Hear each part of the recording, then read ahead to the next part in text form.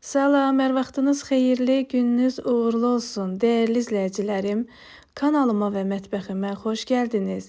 Bugün gördüyünüz kimi bol kalorili, bol vitaminli kələm salatı hazırlayacağım. Bunu necə hazırlayıram? Əgər bu sizə də maraqlıdırsa, buyurun izləyin. Bunun üçün bizə nə lazımdır? Bir ədəd orta boy kələm götürmüşəm. Bunu iki yerə bölürəm. Bir hissəsi mənə lazım olacaq. Bu kələmin rəngi qırmızı olmasa da, amma buna qırmızı kələm deyirlər. Bilmirəm niyə. Kələmi samanvari formada doğrayıram. Əziyyətə dəyər verən, videolarımı izləyən, bəyənən, şərhlər yazan hər kəsə öncədən təşəkkür edirəm.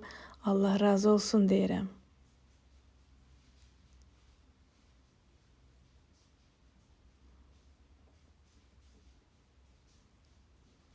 Kələmimizin hamısını bu formada doğradım.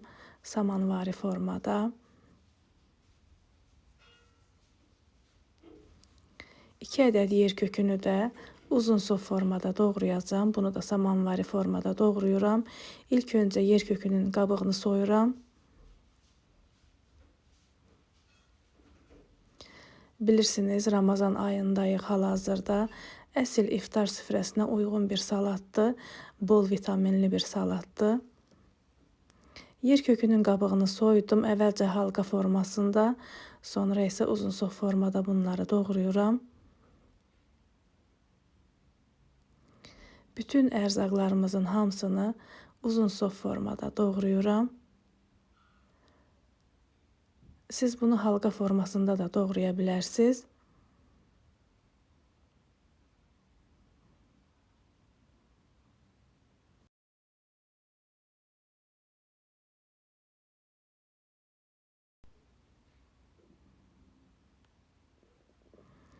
Kökümüzü də doğrayıb kələmin üzərinə əlavə etdim.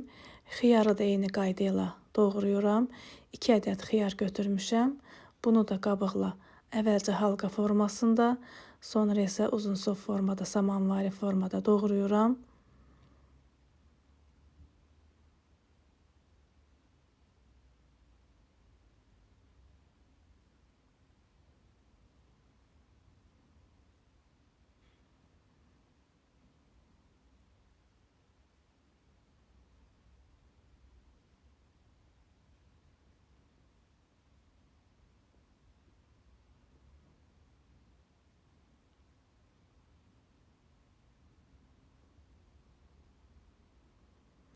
Xiyarı da doğradım. İndi isə balqar bibəri, 1 ədəd qırmızı balqar bibərini doğrayıram.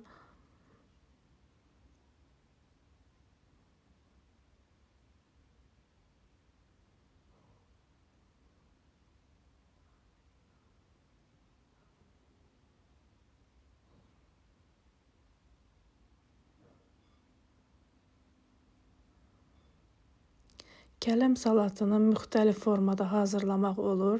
Ərzaqlar da zövqə görədir, dəyişə bilər. Bir diş sarımsağı da doğrayıram.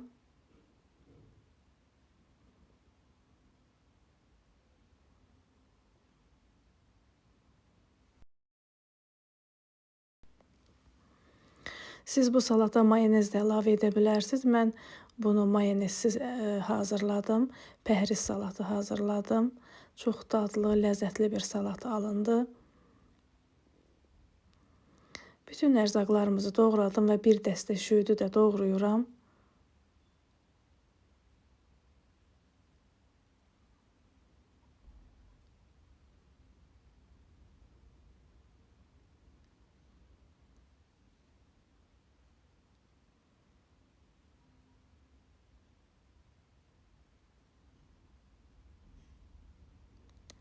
Şüydü də doğradım və salatımıza əlavə etdim.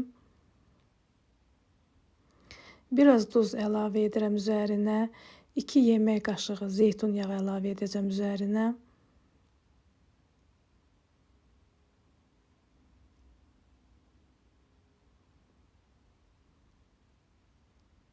Və 1 yemək qaşığı alma sirkəsi əlavə edirəm üzərinə. alma sirkəsinin nə qədər faydalı olduğunu bilirsiniz və bunu yaxşı-yaxşı qarışdırıram.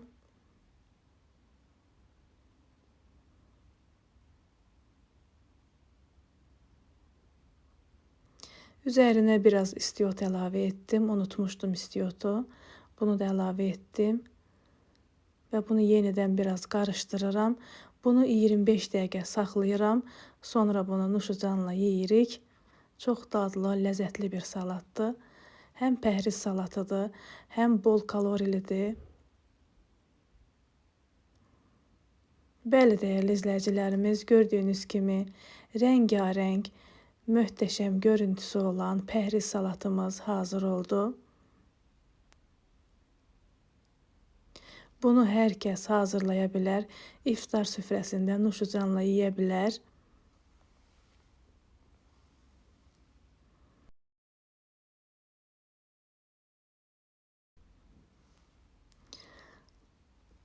Salatımızı qaba servis etdim.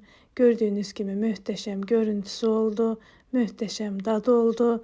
Hazırlayacaq olan hər kəsə nuş olsun. Hələlik bu qədər, sağ olun.